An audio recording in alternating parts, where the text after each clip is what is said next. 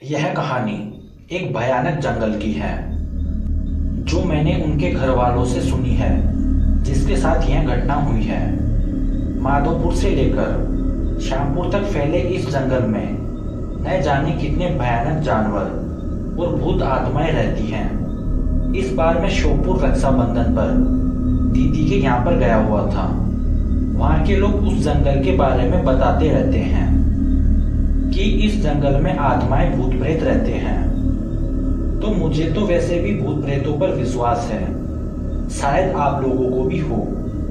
तो मैं 15 अगस्त को अपने जीजाजी के कॉलेज गया था। वहाँ के लोग उन्हें आचार्य जी कहते थे। 15 अगस्त का प्रोग्राम खत्म होते ही हम लोग जाने ही वाले थे कि वहाँ के पड़ोसी ने उन्हें घर पर चाय पीने के लिए बुलाया। तब हम लोग उनके घर चाय पीने गए। ऐसे ही बातें हो रही थी। तब उन्होंने अपनी आप बीती कहानी बताई कि अभी कुछ दिनों पहले मेरे बेटे राजीव के साथ ऐसी घटना घटी है कि आपको क्या बताएं। राजीव के पिताजी ने बताया कि एक दिन मेरी तबीयत खराब हो गई थी। तब मैंने राजीव को जंगल से बकरियों के लिए चारा लाने के लिए भेज दिया था। राजीव वैसे तो कभी कभी जंगल जाता था, पर वो हमेशा काम से जी चुराता था। आज उसे मजबूरी में जंगल जाना पड़ा। वो रास्ते में चलता गया। उसे कहीं भी पास में चारा नहीं मिला, क्योंकि पास के सारे पेड़ पहले से ही बकरियों के लिए काट चुके थे। वो जंगल के और अंदर चला गया। वो घने जंगल में पहुंच गया, जहां पर बहुत पास पास पेड़ खड़े हुए थे। पेड़ इतने घने थे कि आसमान तो नजर ही नहीं आ रहा था। बारिश का टाइम था, अच्छी बरसात हो रही थी, तो पूरा जंगल हरा भरा हुआ था। पत्थरों पर पानी ऐसे बह रहा था जैसे कोई झरना बह रहा हो। पहाड़ों से नीचे की ओर आता हुआ पत्थरों पर साफ पानी बह रहा था। वहां पर इतनी शीतलता थी कि उसे देखते ही थकान दूर हो जाती है। उसने सोचा पहले मैं थोड़ा आराम कर लूं, फिर मैं पत्तियां काटकर घर चला जाऊंगा। थोड़ी ही देर हुई थी उसे सोए हुए। उसने सपना देखा कि वह चारे के चक्कर में बहुत दूर आ गया है और वह रास्ता भूल गया है। उसने सपने में देखा कि उसके सामने कोई खड़ा है। उसकी शक्ल देखते ही उसकी आंखें खुल गई और वह डर गया। अब उसे और ज्यादा डर लगने लगा। अब चारा तो काट रहा था, पर वह सपने की बात याद करके बहुत घबराया हुआ था। उधर सूरज भी ढलने वाला था। उसे दूर दूर तक किसी की भी आवाज नहीं सुनाई दे रही थी। वह जल्दी जल्दी पत्तियां काट ही रहा था कि उसे आपस में बात करते हुए एक आवाज सुनाई दी।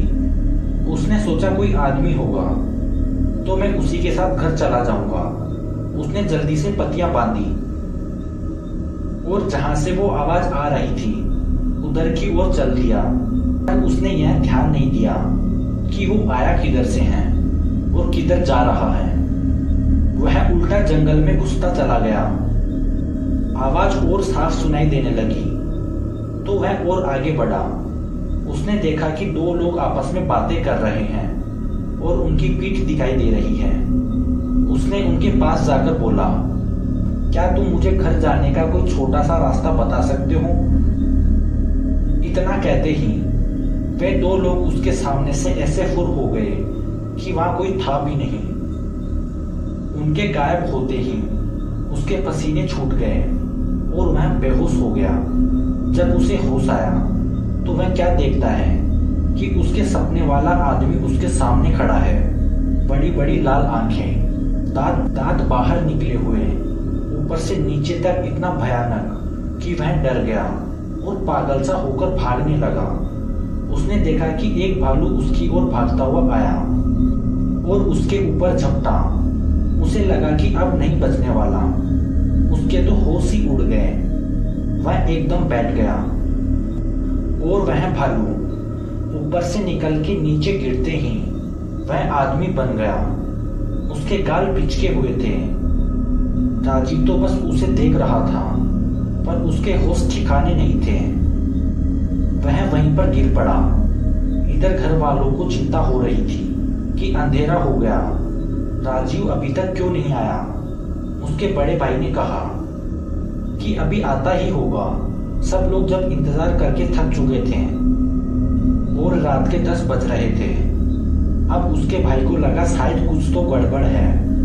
कुछ लोगों ने कहा चलो ढूंढते हैं, क्या पता इतने बड़े जंगल में कहाँ क्या हो गया होगा। सब लोग लाठी भाले टॉर्च लेकर उसे ढूंढने निकल पड़े। उसका भाई अपाहिज था, वह एक पैर से चलता था, इसलिए उसके पिताजी ने कहा बेटा तू यहीं रह, अब अपनी माँ और बहन के पास, हम लोग जाते हैं, कुछ खबर होगी तो हम बताएंगे। पूरी रात जंगल में ढूंढते हुए हो गई पर उसका कुछ पता नहीं चला। जहाँ तक वो लोग जाते थे वहाँ तक सारा जंगल छान मारा मगर राजीव का कोई पता नहीं लगा। सब लोगों ने कहा कि अब घने जंगल में जाना ठीक नहीं है, अभी सुबह होते ही चलेंगे। सब लोगों ने वहीं बैठकर सुबह का इंतजार करने लगे। थोड़ी देर बाद सुबह हो गई। सब लोगों ने कहा चलो अब चलते हैं। सब लोग चल दिए आवाज लगाते हुए राजीव राजीव। पर राजू बेचारे की भूख प्यास के मारे हालत खराब हो गई थी। वह सुध बुध खो बैठा था। उसे अब यह पता नहीं था कि मैं कहाँ पर हूँ। 2 दिन हो गए, राजीव का कहीं पता नहीं चला। अब सब लोग परेशान थे। उधर राजीव का भाई बहुत व्याकुल था, बेचारा कुछ कर तो नहीं सकता था। वह जाकर अपने सामने खड़े हुए नीम के पेड़ के नीचे गड्ढा खोदने लगा और कहने लगा मेरा भाई आएगा, मेरा भाई आएगा। वह कहीं जा रहा था। दोस्तों उस नीम पर वह रोज सुबह सुबह दूध चढ़ाते थे, उसे अपने देवता का निवास मानते थे। इधर उसके भाई की पुकार सुन के उनके देवता निकल पड़े। उधर रात हो गई थी और राजीव को उन भूतों ने घेर रखा था। भाई वह खुद बता रहा था, भाई क्या बताऊं, उस रात की बातें याद करके मैं अभी भी डर जाता हूँ। वहां पर मैंने इतने भूत एक साथ देखे कि कोई सपने में भी नहीं देख सकता। किसी की गर्दन अलग और कोई बिना आंख के था। मैं कभी जिंदगी में सोच नहीं सकता था कि ऐसा दिन भी आएगा। ऐसी तरह तरह की आवाजें निकाल रहे थे। सारा जंगल उनकी आवाज से गूंज रहा था। मुझे लग रहा था कि मैं अब बचने वाला नहीं हूँ। लगता है यह लोग मुझे मार डालेंगे। मैं तो इतना डरा हुआ था कि मैं रो रहा था कि अचानक घोड़े के पैरों की आवाज आई। सब लोग शांत हो गए। इन सब लोगों ने आस तोड़ दी कि अब हमें राजीव नहीं मिलेगा। सब लोग वापस आ गए। सारे घर में मातम सा छा गया। इधर किसी ने कहा कि किसी भगत को बुलाओ और पता कराओ कि वो अभी तक जिंदा है कि नहीं, वो लौट आएगा कि नहीं। एक आदमी वहां के भगत को बुलाने चला गया।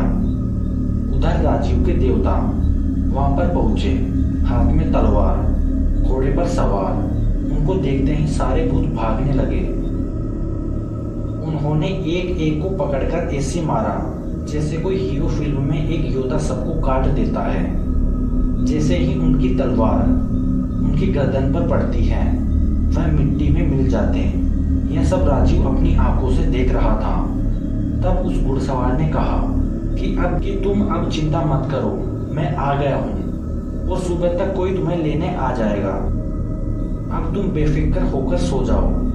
उनके आने से मेरा सारा डर खत्म हो गया और मैं आराम से सो गया।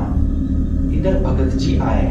उन्होंने अपना ध्यान लगाकर देखा और कहा कि तुम्हारा लड़का सही सलामत है और कल आ जाएगा। तुम्हें चिंता करने की कोई जरूरत नहीं है।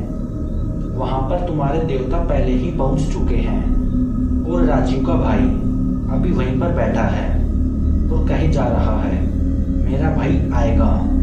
वह किसी की भी बात नहीं मान रहा था। जो भी उसे वहां से उठाने को जाता वो उसे धकेल देता था। सुबह उसकी आंख खुली तो वहां पर एक आदमी ने उसे पूछा कि तुम कहाँ से आए हो और कहाँ जाना है। मैं तुम्हें तुम्हारे घर पहुंचा देता हूँ। और वह अपनी साइकिल पर बिठाकर उसे उसके घर छोड़ दिया। घर वालों को देखकर वो ऐसा रोया कि वह बेहोश हो गया। फिर उसे अस्पताल ले गए। वहाँ वो 2-3 दिन बाद ठीक हो गया था। ये कहानी कैसी लगी कमेंट कर ज़रूर बताएं और हमारे चैनल को ज़रूर सब्सक्राइब करें।